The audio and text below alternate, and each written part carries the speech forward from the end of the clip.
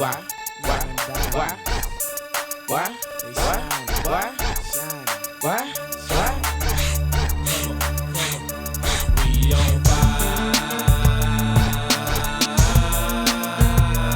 From 1992 to 2003, Pen and Pixel operated as a design firm out of Houston, Texas. Founded by brothers Sean and Aaron Broch, the company created a wildly distinctive visual style for Southern rap music, making covers for such notables as Master P, No Limit Records, and Cash Money.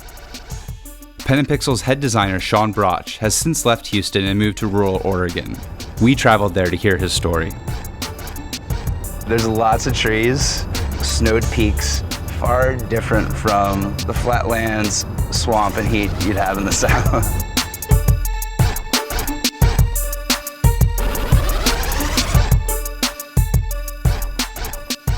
Hot boys.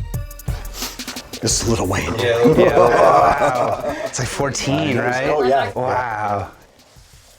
We had a skeleton on staff that we'd use all the time. All the time Yep, for that? yep, That's awesome. yep. One of the first covers that we actually ever did was for Trinity Cartel. D was the main artist. And this is the very first. This is the very first. This is desktop scanning, cutting out Buicks and putting lights on top of them, learning how to put in text, putting a sign together. We didn't understand file size. This thing crashed on us probably 10 or 15 times. We couldn't get it printed. It was just such a big file. Yeah. We didn't understand what we were doing. I guess it was always the challenge is we would have our clients come into us and they'd have these imaginations that would be only unbridled by knowing what we could do for them. We had 5 artists on staff at Pen and Pixel that could do custom covers. And they would sit down with the client and they'd sketch right there.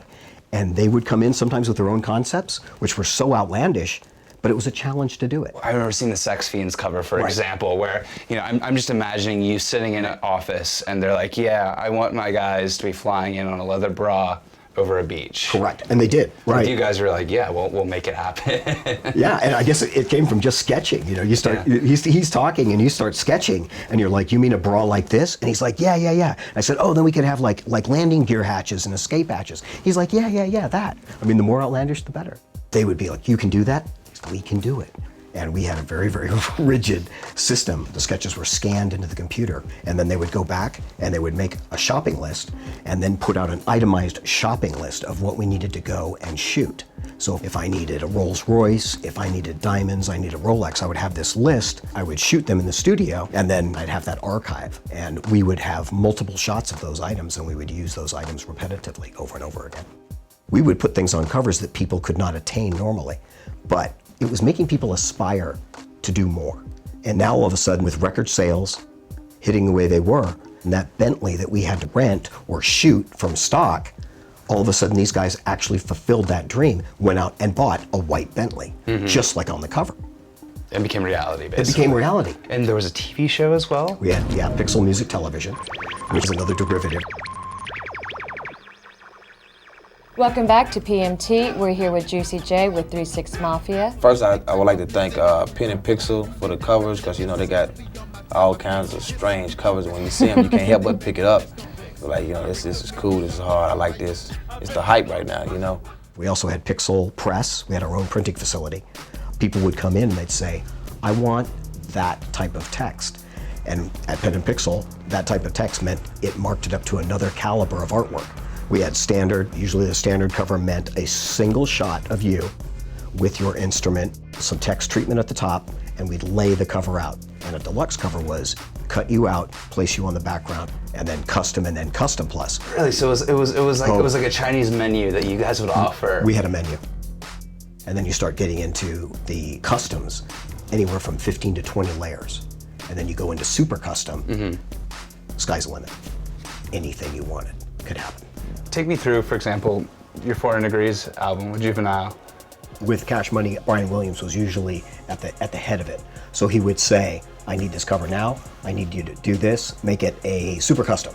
We took Juvie into the studio, yellow gel over the top of the light, popped a whole bunch of shots like that, and then sent him on his way. And we'll start pulling the layers out. Some of the layers you can't really see because they're reflections or they're blings. Oh, there's background. Background is one piece.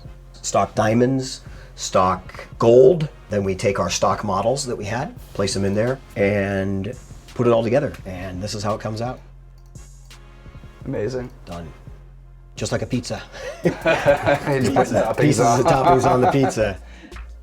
What is the invention of bling bling? The invention of bling bling, as I remember it, it happened over the phone, and it happened on Bee Gees' Chopper City album. I was talking with baby Brian Williams on the phone, and he said, I want you to sparkle it up. I want you to sort of make a bling. And I was like a bling bling? He's like, yeah, bling bling. You know, those little stars, because that's what we did with diamonds, is we always put the star blasts on the diamonds. What did these guys think of you when they met you? The guys that hadn't heard of me yet, they'd walk in and they'd be like, wow, it's a white guy. You know, he's an Italian, slick-haired little guy, you know, full of energy, but they knew I was on their team. Yeah. And they knew that the staff was going to be there to support them no matter what. And I had many calls where I'd have a client of mine stopped at the airport for carrying vast sums of cash. And they'd stop and they'd hold him in a holding pen. And they would call Pen and Pixel, and they're like, we have ABC here at the airport, and he's got $35,000 in cash on him. And we would simply tell them, he better have $38,000 in cash, because that's his bill. The earlier stuff seemed to have a violent aspect to it, and the later stuff seems to transition into something that's more bling bling. Bling bling, correct. Right? Right. Was there an actual The conscious effort? decision to make that? There Yeah. was. You had large chain stores like Walmart that if it had a weapon on it, they said, we're not carrying it. So how about we do this instead? How about we put you in a Bentley and we get some ladies and we get some champagne and, you know, lots of cash. They're like, oh yeah, that's better. The reality of that lifestyle was very, very evident when you start understanding how many clients we lost. Prosecutors in Louisiana have a guilty verdict in the murder trial of rapper Corey C. Murder Miller. He faces life in prison for the murder of Stephen Thomas. He's innocent. He's been innocent to have a person that came forward and say he did this. Why is they doing this to my family? These were my friends. They weren't just clients. Yeah. I mean, I knew their kids, I knew their wives, their girlfriends. I sort of looked around at that and I said, well, you know, if we can kind of tone that down and throw in these little hints, maybe we could sort of slow that violence down just a bit. I realized that the more that we would manifest violence and death on these covers, opposing gangs or opposing foes would also try to do that. And they were actually using the covers to mock each other. And the famous story of something actually happening like that was what brought Master P in.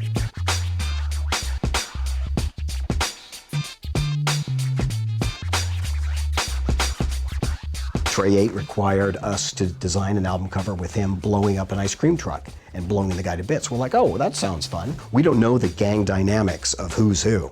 We don't know who Ice Cream Man is. So Master P comes in the door about 2 weeks later, and he's not happy. And he's like, are you aware of what this cover is doing? And I was like, wow, maybe this is an opportunity that we could make things right and do your work for you. So he sat down there and we designed 16 covers on the first meeting. Obviously, the biggest selling was Master P's Last On. Last On, right? Right. Which, you know, is one of my favorites because you guys actually used a lenticular effect on the cover. Right. That's actually a pretty simple album cover. And when you see the master file of it, I think it's only like nine layers. Really? Correct.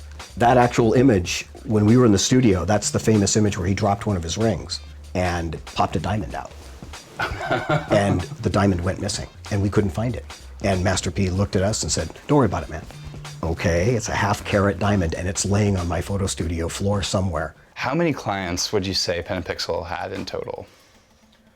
The number of clients was probably 6,000 to 8,000 clients. That's crazy. And how many album covers in total? The album covers without the extended panels was, I think, 19,180. And then 9/11 happened. And that shut it down. And I had never seen anything stop so fast in my life. Those phones did not ring. We thought there was something wrong. We called the phone company. We're like, this is crazy. Because our clients wouldn't get on airplanes. They're afraid. And that combined with the downloading took the producers out of the equation. So the executive producers would normally come in, like Master P. okay, I'm going to put $160,000 into this product, this entertainer, and I'm going to do X, Y, and Z like I've always done. My return on investment is going to be $700,000. And the sound stand comes in at 3,000 albums. There's 3,000 albums, but it's playing everywhere. So you as a producer, as a businessman, you'd never do that again. We held on until 2003, the beginning of 2003, and then folded and we sold the remnants and liquidated. It's a traumatic experience closing a company that size and filling up 2 dumpsters full of desks and files and pushing them into the garbage yourself. But a big company takes a lot to run, and it takes a lot of development to get there.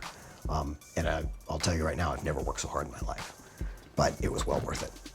Was there like a particular thing about the process that really just made you want to wake up every day and work on this? I think having a different client every day or a different approach every day, and working on artwork that was continuously evolving. So as the software programs changed, as our photography skills became digital, as resolution increased, all those things contributed to a metamorphosis in how this artwork was being put together. And when I get feedback from people online that are also artists, and they're like, yeah, you know, I blew that piece up and I saw the shadow and the reflection of the fish or the this. I said, that to me is heartwarming. And that means that all that effort to detail and what have you really was worth it. And that's what kept me going, was every single day was different. Every single piece of artwork was different.